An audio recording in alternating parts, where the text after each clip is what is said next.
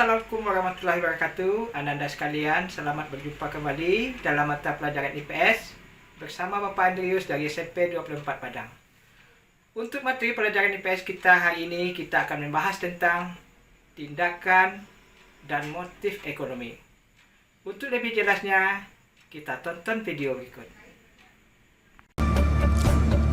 Tindakan ekonomi adalah tindakan manusia untuk memenuhi kebutuhan dengan cara menentukan pilihan dan memanfaatkan peluang secepatnya.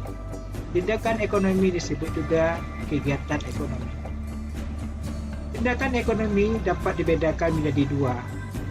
Satu, tindakan ekonomi secara rasional, yaitu setiap tindakan yang dilandasi oleh pilihan yang paling baik dan paling menguntungkan.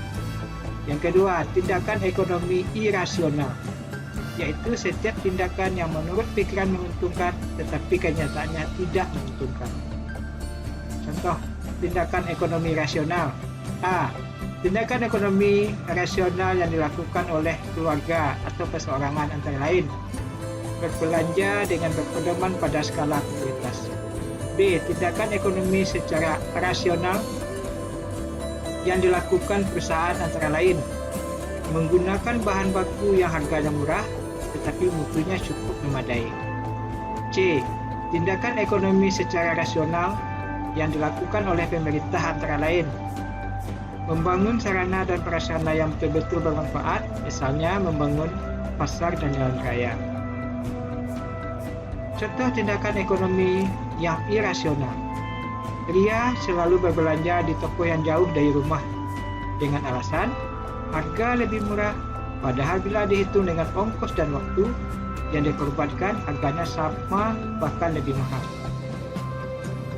B. Motif ekonomi, yaitu alasan atau dorongan manusia melakukan tindakan ekonomi untuk mencapai suatu kemakmuran. Macam-macam motif ekonomi. 1. Motif ekonomi untuk memenuhi kebutuhan atau kemakmuran, yaitu dorongan manusia untuk memenuhi kebutuhan hidup mencapai tingkat kemakmuran. Contoh, Pak Wahyudi bekerja keras setiap hari agar penghasilannya bertambah untuk memenuhi kebutuhan hidupnya.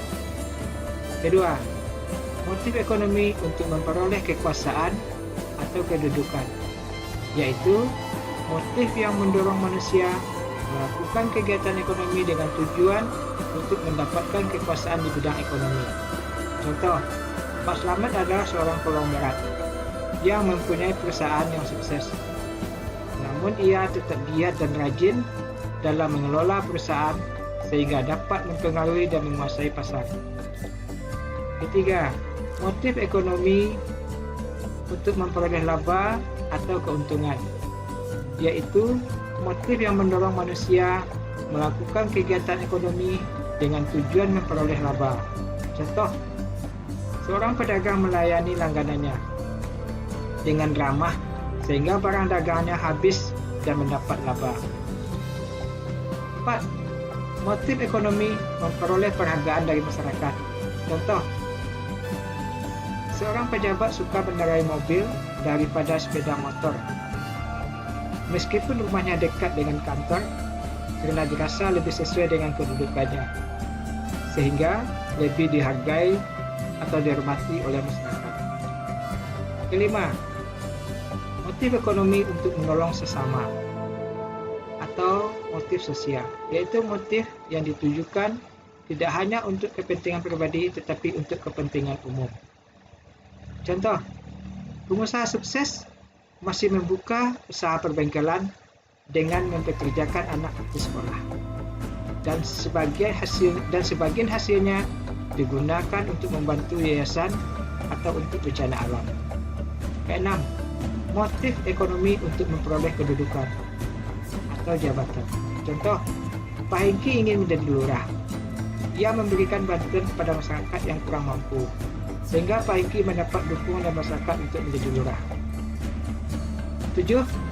Motif menjamin masa depan, yaitu dorongan untuk melakukan kegiatan ekonomi dengan tujuan untuk memperoleh masa depan yang lebih baik.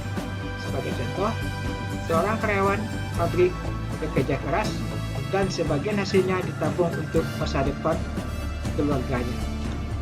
Demikian tadi anak-anak, jika kita saksikan video pembelajaran ini. Sampai jumpa pada pertemuan masa pelajaran IPS berikutnya. See you next time. Assalamualaikum.